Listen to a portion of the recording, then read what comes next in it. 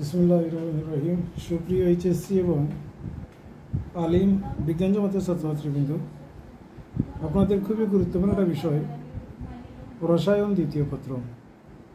তো আপনারা জানেন রসায়ন দ্বিতীয় পত্রের মধ্যে মাত্র 4টা অধ্যায় আপনাদের সিলেবাসের অন্তর্ভুক্ত। টোটাল বইয়ের মধ্যে আছে 5টা অধ্যায়, এর মধ্যে আপনাদের সিলেবাসের অন্তর্ভুক্ত হচ্ছে 4টা অধ্যায়।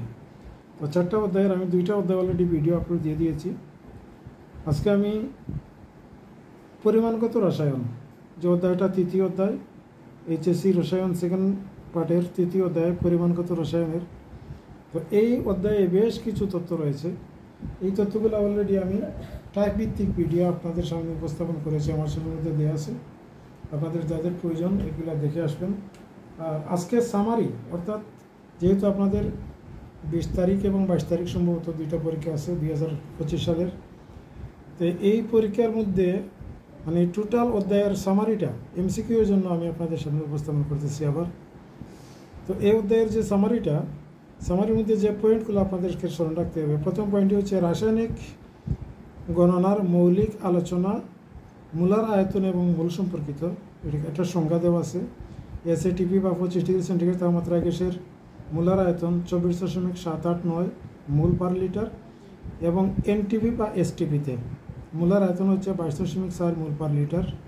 এই তথ্যটা বারবার পরীক্ষার মধ্যে এসেছে, দয়া করে এটা স্মরণ রাখবেন আপনারা। এরপরে আরও আছে আয়নিক যৌগের ক্ষেত্রে আণবিক ভর এর পরিবর্তে ফর্মুলা ভর ব্যবহৃত হয়। তারপরে অ্যাভোগাড্রোর সংখ্যা বা অ্যাভোগাড্রো ধ্রুবক এনএ, যেটা আপনাদের ক্যালকুলেটরের ওয়েবসাইটে দেওয়া আছে 6.02 × 10⁻23।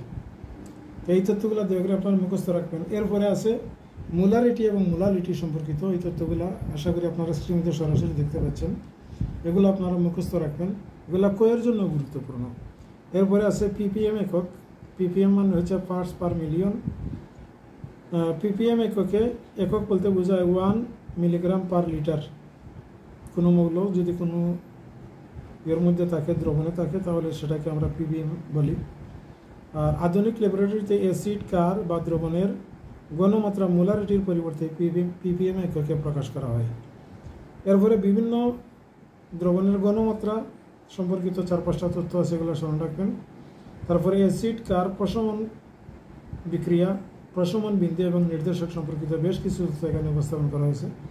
এই তথ্যগুলো আপনারা দয়া করে করবেন, স্মরণ রাখবেন। তারপরে টাইট্রেশন সম্পর্কিত আরও কয়েকটা তথ্য এখানে দেওয়া আছে, এগুলো আপনারা দয়া করে স্মরণ রাখার চেষ্টা করবেন। তো এরপরের পেজের মধ্যে যে তথ্যগুলো আছে ইনশাল্লাহ এগুলো আপনারা এখন নিজ হাতে নোট করে নেবেন। পরের পেজের তথ্যগুলো আপনাদের সামনে এখানে দেখাবো আমি। পরিমাণগত রসায়নের শেষ পেজের মধ্যে যে তথ্যগুলো আছে এটা জারণ বিজারণ প্রক্রিয়া সম্পর্কিত বা জারণ বিজারণ যে বিক্রিয়া রয়েছে সেই বিক্রিয়া সম্পর্কিত তথ্য। তো এই তথ্যগুলো দেখেন কতবার পরীক্ষার মধ্যে এসেছে, আপনারা আশা করি দেখতে পাচ্ছেন স্ক্রিনের মধ্যে। গ্রুপ 1-এর বিজারণ ক্ষমতা বৃদ্ধির ক্রম হলো lithium, sodium, potassium, rubidium, caesium. অর্থাৎ লিথিয়ামের সবচেয়ে কম আর সবচেয়ে বেশি হচ্ছে সিজিয়ামের, অর্থাৎ উপর থেকে নিচের দিকে বিজারণ ক্ষমতা বৃদ্ধি পায়।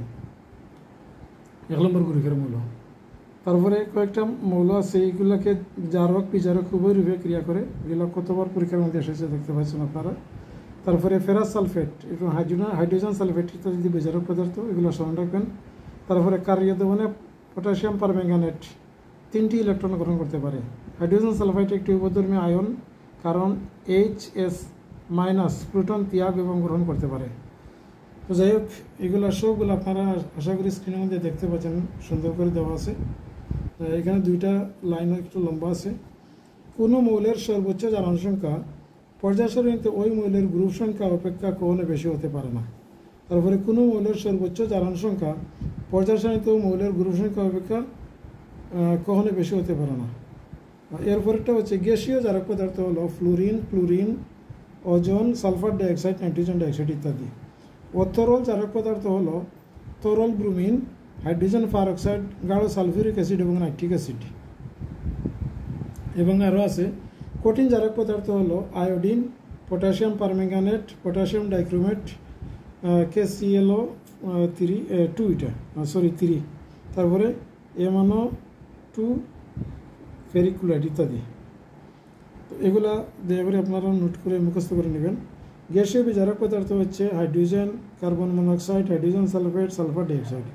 আর তরল বিজারক পদার্থ হলো nitric acid, sulphuric acid, hydrogen bromide, hydrogen iodide. এবং কঠিন বিজারক পদার্থ হলো অধিকাংশ ধাতু, তারপরে কার্বন, আর এই যে যৌগগুলো আছে ফেরাস সালফেট,